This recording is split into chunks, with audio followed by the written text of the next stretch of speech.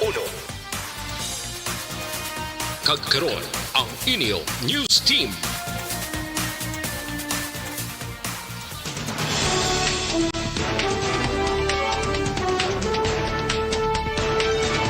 Sa ato nagapanguna ang mga Pangulong dinalan sa mga balita lokal, PCG Commandant aminado nga kulang ang puwersa sa Philippine Coast Guard sa Pilipinas.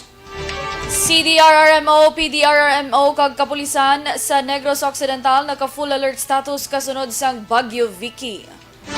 Sa balita national, Senator Pangilinan nagapati nga hindi pondo ang problema sa COVID-19 vaccine rollout kundi ang administrasyon. 81 ka mga recruitment agency nagpatuman sang temporary closure.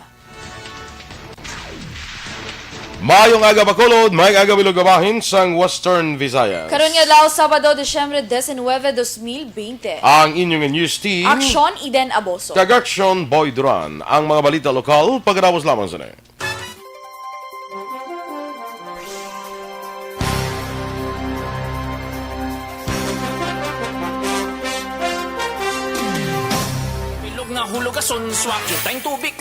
Happy Saturday sa aton siniwa kaksyon. Nalapit na gid lang. 6 days to go. It's Christmas time na no. It's Christmas Day na gali. I mean, kahit subong Christmas time na action boy. Good morning, Danay. Kay Ma'am Cory Vidaha, of course.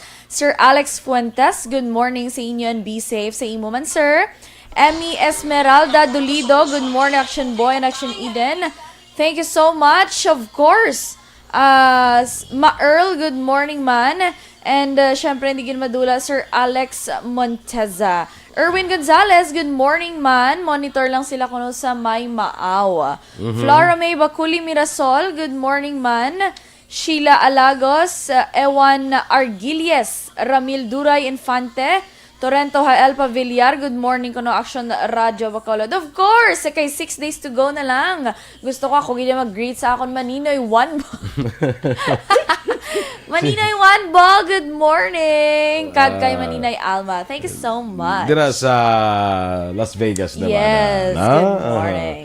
Good morning man sa kay Jean Buerom, kag kay Susan Jaime Allen, Rose Wenner, maing aga.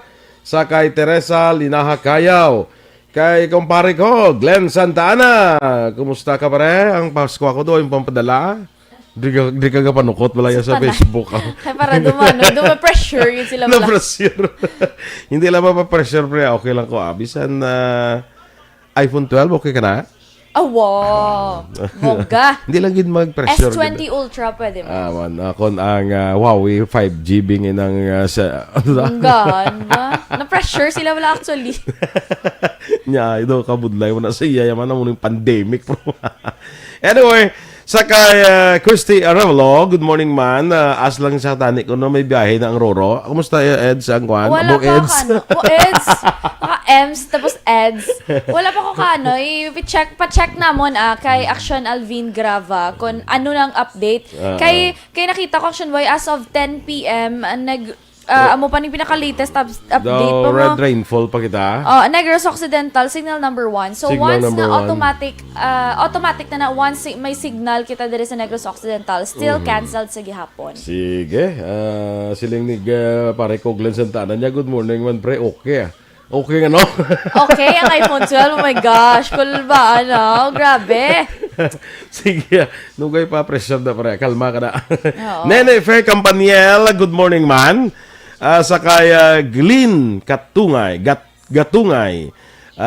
Advance Merry Christmas. Watching live sa Kalumpang, Bukana, Ilog. Kumusta dira ang mga kaalimanguhan dira Kaalimanguhan. Ti kaya nga ilog ya limango na yan mo Yes, pasayan, correct, Lukon.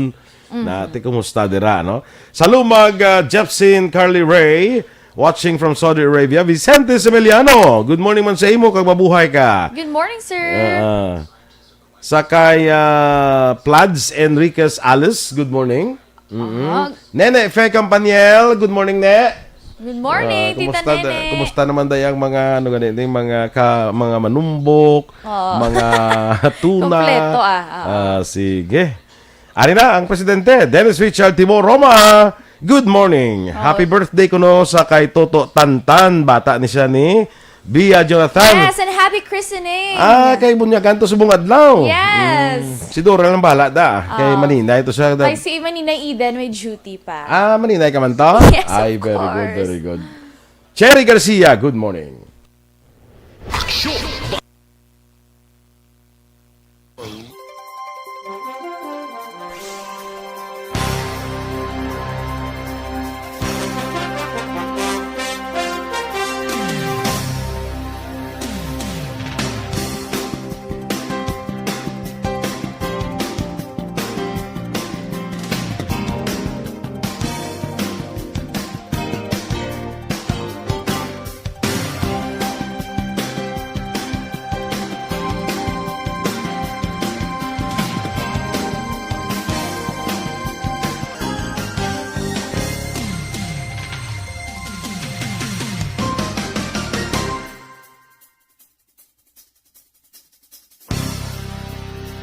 Aksyon! Balitang Bayan, Numero 1. Action Radio Philippines Standard Time, 8 minutos na nagaligad sa tag ng alas 6. Detalye na sa mga balita lokal. Aminado naman si Philippine Coast Guard Commandant Admiral George Orsabia Jr. nga kulang ang personnel sa PCG rason nga padayon ang ilas ning recruitment. Suno kay Orsabia, 40,000 ang nagakadapat nga puwersa sa PCG, apang 18,500 ka personnel sa karon ang among nagabantay sa 37,000 kilometros nga coastline sa Pilipinas. Dunga pa ni Orsabia sa piyak nga bravo pang ila dapat himuon para malambot ang ideal strength sa PCG. Nagapasalamat ning amat-amat na nga nagadamo ang nag-intra kag interesado, ilabi na ang mga pamatanon. Ginpanumdom ni Orsabia sa mga personnel nga dapat magaserbi sa publiko sang tampad kag wala nagaabusar. Hunyo 1 sa nanging komandan si Orsabia sang Philippine Coast Guard. Napaidalom naman sa full alert status ang kapulisan sa syudad sa Bacolod bangod sa ang malain nga panahon dala ni Bagyo Vicky. Suno kay Police Lieutenant Colonel Jose Edel Manzano, Deputy City Director for Operations ng BCPO, nagapakigangot sila sa City Disaster Risk Reduction Management Office sa mga lugar nga ginabaha sa tion sang bagyo. Suno kay Manzano, handang rescue team sa Bacolod City Police Office kung kinahanglan ng rescue operation. Ginmandoan ni Manzano mga station commanders nga mag-alerto bangod na paidalom sa wind signal number 1 ang probinsya sang Negros Occidental kalakip na ang syudad sang Bacolod. Ginabisuhan man ni Manzano ang mga puluyan nga ukon ang mga pumuluyo nga nag-istar sigad sang suba kag baybayon nga mag-aligmat sa posible pagtaas ng tubig baha dala ni Vicky. Naka blue alert status sa karon ang tanan nga Disaster Risk Reduction and Management Unit sa Negros Occidental bangod sa tropical depression nga Vicky. Sa advisory ang ipagawa ni Governor Eugenio Jose Lacson nga mo ng chairman sa Provincial Disaster Risk Reduction and Management Council tungod nga ang probinsya na paidalom sa tropical cyclone wind signal number 1, kinahanglan nga pabakuron sang disaster units ang preparasyon ka magpatuman sang proactive measures sa posible pagbaha kag landslides. Samtang ang tanan nga district hospitals ginpaidalom man sa karon sa code white para masiguro nga preparado ang tanan. Nakabaton man sa bago nga Toyota back-to-back nga patrol car ang walo ka estasyon sang pulis sa probinsya gikan sa National Headquarters sang Philippine National Police. Suno kay Negros Occidental Police Provincial Office Deputy Spokesperson Lieutenant Abigail Dunasco, ang mga ini among Murcia, Calatrava, Hinigaran, La Castellana, Moises Padilla, Pontevedra, San Enrique kag Valladolid. Dugang ni Dunasco ini mga estasyon nga nagakinanglan sang patrol car matapos ginpalayag sa mga pagsinapol nga kulang ang ila sining salakyan.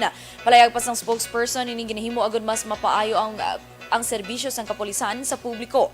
Posible nga makabaton man ang iban nga estasyon sa masunod nga mga binulan. Hindi matuod nga konektado sa New People's Army ang napatay nga doktor kag bana sini dito sa syudad sang Gihulngan, Negros Oriental sa tong Martes ang gabi. Sa interview sa Action Firing Line, ginaatag ni 3rd Infantry Division Spokesperson Army Captain Senon Pancito III nga wala sa ila listahan ang mag-asawa nga sanday Dr. Mary Rose kag Edwin Sanselan nga ginluthang sang motorcycle riding suspects. Sa Facebook post sang Karapatan Negros, ginpahayag ang doktor lakip ini sa hit list sang anti-communist group nga Kagubak bangod sa aligasyon nga siya ang spokesperson sang Leonardo Panaligan Command sang NPA sa Central Negros. Sa iban pang balita lokal, ginpasaka naman sa Police Station 8 ang Ukon gin pasakanas ang kaso sa Police Station 8 ang mga persona nga ilan nadagpan sa Bibles operation sa Purok Paloma, Barangay 16, Syudad Sang Bacolod. Si Sunday Villa, 51 anyos, ang subject sa Bibles operation nga naglapas ang Section 5 kag 11 sa RA 9165 nga among pagbaligya kag paghupot sa ginadilian nga droga. Samtang ang upod ni Villa nga si Ryan Juanillo, 38 anyos, na nagapangatuban sang kaso paglapas ang Section 12 kag 15 sang RA 9165 nga kun ang paghupot sang drug paraphernalia kag drug den o kung nagbisita sa drug den sa diyan ang iyapuloy-an ang ginagamit nga suluyupan. Si Maria Evelyn Tibang, 45 anyos, na nagpangatubang naman sang kaso nga paglapas ng Section 12 ng RA 9165 o kung ang paghupot sang drug paraphernalia. Sunod kay Police Captain June Ray Batadlan, hepe sang Police Station 8, masobra isa kasimanang ila surveillance kag nadagpan si Villa kag mga kaupdanan sini. Sunod kay Batadlan, kapin sa 48,000 pesos nga bilis ang shabu ang na-recover kay Villa matapos man ang nasambit nga buy-bust operation. Sa katapusan nga bahin sa aton balita lokal, naglambot na sa 21,014 ang kabilugan nga kaso sa COVID-19 sa Western Visayas matapos na record ang 58 kabago nga kaso.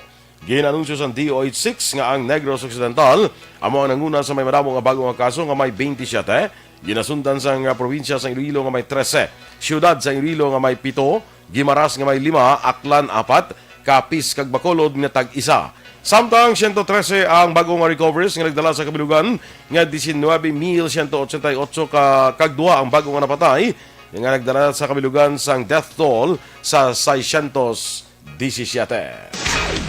Aksyon Radio Philippines Standard Time, las 6:14. Kansato naman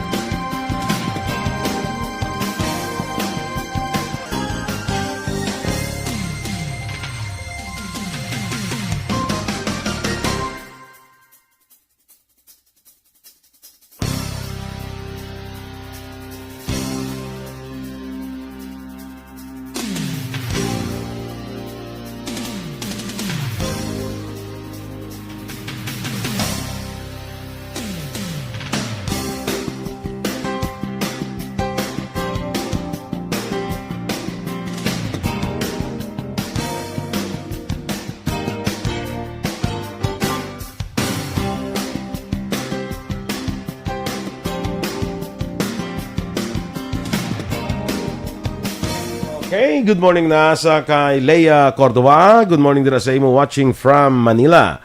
Sa kay Ani Jupenes Balkin. Ay, good morning Ani. Sa kay Chic Sean Devansor. kagwapa kay Aksyon Eden Small things. Ah. Buyag. Buyag. para itamyawon mo kuno ang mga Gordon family kag Defensor family sa Manapla. Gordon and Defensor family dira sa Manapla. Happy listening. Thank you so much. Sige, good morning. Sakay migo naton Ricky Malala. Rick, good morning dira sa imo. Sakay amigo ko Andy. Ano ka? Amigo ko Andy Delgado dira sa Japan. Kay Mary Ann, of course. Good morning dira sa inyo. Ari na si Maninoy mo. Maninoy! Nag-join One na siya. ball. Good morning. Phil Alonsagay, good morning man. Sakay Weng Morales. Good morning. Sige, Aksyon Eden. Yes. Kay Ma Charlita Diquiado, good morning. Diana Perez, of course. Narcisa Yosores Escobar, good morning. Shout out niya lang ko ng family niya dira sa sitio na Kuruhan, Barangay Quintin Remo sa Moise Espadilla. Yes. Merry Christmas and happy listening. Of course, ari naman si Ma'am Vanessa Mayo dira sa Rochester, Minnesota. Hello, ma'am. Thank you for watching always and forever. Wow. Top fun. Yes. Jacqueline Del Mundo Makawili, good morning man. Thank you sa pag-share kay Sharer Makita Action Boy. John Villarosa, good morning man from Murcia. Henry Saladan, salad ba no? Henry Saladan. Ang Good si morning. Ginasaladan ina mo. Ginasaladan siya. Good morning. Watching from Hong Kong. Yes. Sir Michael June Season, good morning of course from Chatuili sa Paranaque. Ewan Argilies, more salamat po. Shout out naman sa family Argilies sa Stay Cruz, Murcia. Santa Cruz. Santa Cruz, Murcia. Thank you so much. Si Dennis Maninoy man. Butsi yan ha. Basi kung lang ni siya ng special guest.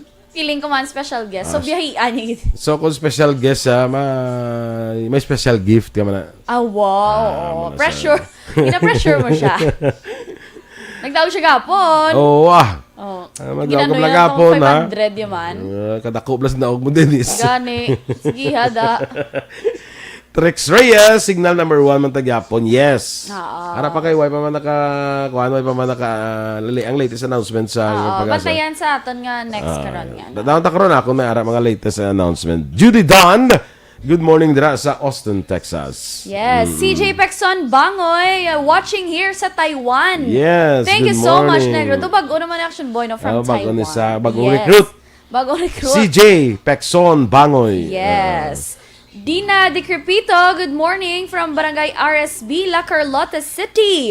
Thorly Manatad Lios Jr., good morning. Dira sa City Hall Silay. Happy birthday sa mother namon sa Golden Gate Subdivision Alangilan. Happy birthday, mother. Ni Thorly. Ni Thorly. Ni Thorly Manatad Lios Jr. Yes.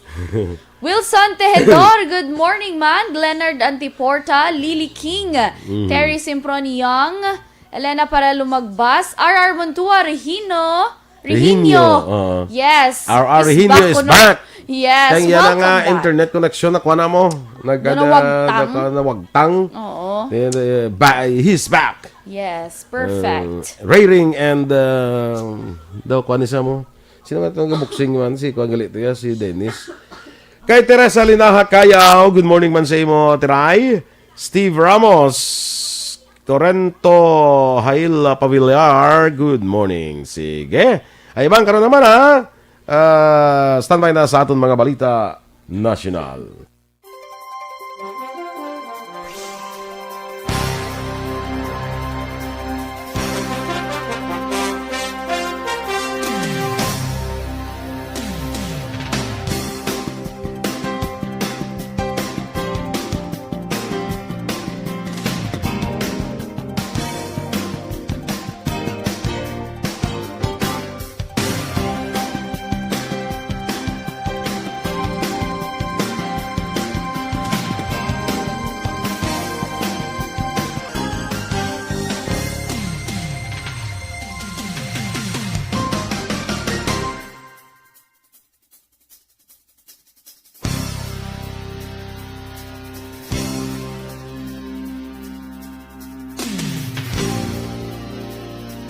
Balitang Bayan, numero 1.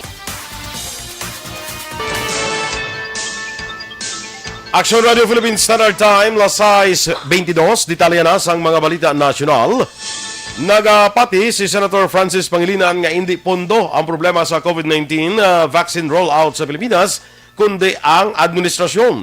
Sunod kay Pangilinan, ang gobyerno may nabilin pa nga 800 tubtob 900 bilyones pesos nga cash. Kag sunod sa iya, nagligad lamang ang may nadlaw sang ginpalawig ang pondo sang 2020 national budget kag bayanihan 2, bangod bilyones nga kwarta ang wala pa na usar. Palayag pa ni Pangilinan, mahinay ka may problema sa Executive Department. Ang validity sang 110 bilyones pesos nga appropriations sa idalom sang 2021 General Appropriations Act kag 38 bilyones pesos sa idalom sang bayanihan 2 tuig Disyembre 31 tuig 2021 kag Hunyo 30 tuig 2021. Ginanunsyo naman sa Philippine Overseas Employment Administration nga 81 ka mga recruitment agencies sa pungsod ang nagpatuma naman sang temporary closure bangod sa COVID-19 pandemic. Sunod kay POEA Administrator Bernard Olalia nga base sa pinakauli nga datos, 68 ka recruitment agency branches nga lisensyado sang POEA ang nagapadala sang notisya nga temporaryo magauntat sang operasyon. Samtang ang mga pribado nga recruitment agencies ang nagpadala man sang notisya sa POA sang temporary nga pagsiras nga naglabot naman sa 13 ka main branches. Dugang pa sang ahensya ang nasambit nga mga ahensya ang tanan naga-recruit sang land-based overseas Filipino workers. Ginatugutan na sang Interagency Task Force Against COVID-19 ang mga dumuluong nga may valid kag existing visa nga halin sa diri sa Pilipinas halin sa Disyembre 17 nga makabalik sa pungsod kung makatuma na sa pila ka mga kondisyon. Ang kondisyon ginalakipan sang valid kag existing visa nga may petsa sa pag-abot, pre-booked quarantine facility, kag pre-booked COVID-19 testing sa laboratorio nga nag-operate sa airport kag dapat ipaidalom sa maximum capacity sang inbound passengers sa port kag date of entry. Ang nasambit na kondisyon ipatuman sa madumulong nga may visa sa idalom sa Section 9E kag 9G sang Commonwealth Act 613. Ginpandaman naman sa Department of Health ang publiko angot sa hindi rehistrado nga bakuna para sa COVID-19. Sunod sa DOH, ang publiko hindi dapat basta-basta nga magpabakuna sang hindi pa rehistrado sa Food and Drug Administration nga vaccine tungod wala sang kasiguraduhan kung ini ang safe sa lawas sang tawo. Ang pandam ginpagawa kasunod sa report nga madamo nga tawong lakip ang negosyante kag politiko ang nakabaton sang China-made COVID-19 vaccine sa Pilipinas. Sunod kay Health Undersecretary Maria Rosario Vergere, nahangpan sang ahensya ang kalangkag sang publiko nga makapabakuna apang kinahanglan panumdum nga wala pa sang naka-apply sa FDA para marehistro ang ila sining nga bakuna. Ginaapilar naman sang Interagency Task Force sa local government units nga buligan ang mga negosyo nga napektuhan sang pandemic. Sa resolusyon nga naprobahan kahapon, ginpangabay sang IATF sa mga LGUs nga maghatag sang regulatory relief pareho sang pagkakasang deadline sa pagbayad sang business fees. Ang Pilipinas nagpatuman sang restriction sa tuyo nga mapungga ng paglaptas sang COVID-19 nga nagresulta sa temporaryo pagsira sang mga negosyo kag iban na ang permanente na nga nagsira. Naglabot naman sa 456,562 ang kabilugan nga kaso ng COVID-19 sa Pilipinas matapos naka-record sang 2,122 ka bago nga infections. Sunod sa DOH sa mga lugar nga may mataas ang bago nga kaso among Quezon City nga may 160, Rizal nga may 105, Bulacan nga may 91, Makati nga may 83, kag Davao City nga may 79. Samtang 778 ka mga pasyente ang nagdugang sa recoveries nga nagdala sa kabilugan nga 420,666 kag 25 bagong napatay nga nagdala sa kabilugan nga 8,875. Ginanunsyo naman sa Department of Labor and Employment Central Office sa Intramuros, Manila nga temporaryo ini nga magasira para sa disinfection matapos nga nagpositibo sa COVID-19 ang isa ka undersecretary sang ahensya. Sunod kay Rolly Francia, Dolly Information and Publication Service Director, kung hindi ini ang una nga kay yunan nga suspendido ang trabaho sa Dolly Central Office, bangod nga may pila ka empleyado sadto nagpositibo man sa virus. Ginapangamuyo ni Francia ang madasing nga recovery sang sining undersecretary nga natapikan sang virus. Samtang wala giningadlan ni Francia kung sino ang ining undersecretary nga nagpositibo. Sa katapusan nga balita national, nagpabutyag naman sang kalainsang bot si anak kalusugan Representative Mike Defensor matapos ginkakas bilang chairman sang Committee on Public Accounts. Si Defensor ang ginbusla ni Probinsyano Ako Party List Representative Bonito Singson. Sa isa ka mensahe, dismayado si Defensor matapos ginaligar nga wala siya ginpabulo ni House Speaker Lord Alan Velasco.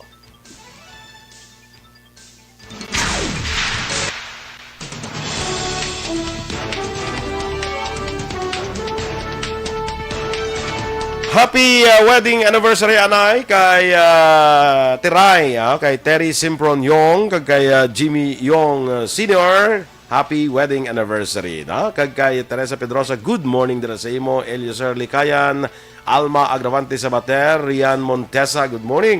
Kay Edwin Miranda, bro Edwin, good morning. Gary Lake Manzanida Lisa, wala na kamukita na ni Gary. Virtual transaction. Sige. True. Sakay Archie Ray Alipalo. May 5 ka na. Yes. Daw Good wala morning. Daw wala kay kadaog kagabi, malas kagid. Aksyon boy, good morning danay. Kay Major Romeo Vargas dira sa Himamaylan City. Meng, morning Meng Sige. Amo na sang Chief of Police si Yes, May Maninoy. Maninoy. Major Romeo Vargas. Okay. Dapat magmaninoy kaya hindi magnubo sa major, ha? Ha? Hindi magnubo sa major ang ranggo. Okay. Ha? Sige. Siyempre, kayo doon ang lieutenant, kay kapitan, do bata o to. Bata pa na siya mga Sige, Hindi kaya magnubo sa major. Sa mga major level. May Cautimar Dohenyo, good morning. Standby na kita mga ka-aksyon. Kita liwat karon sa Aksyon Balita Morning Edition. Standby na sa Aksyon Report, second portion. May kaupo ninyo sa Aksyon, Fred Salanga. Ang inyo naman rin news team. Aksyon Eden Aboso. Kag-Aksyon Boy Duran. Una sa balita, una sa aksyon. Sa Bacolod Aksyon Radio. Good. Manila Broadcasting Company. Sa balita, komentaryo, isyu, serbisyo publiko.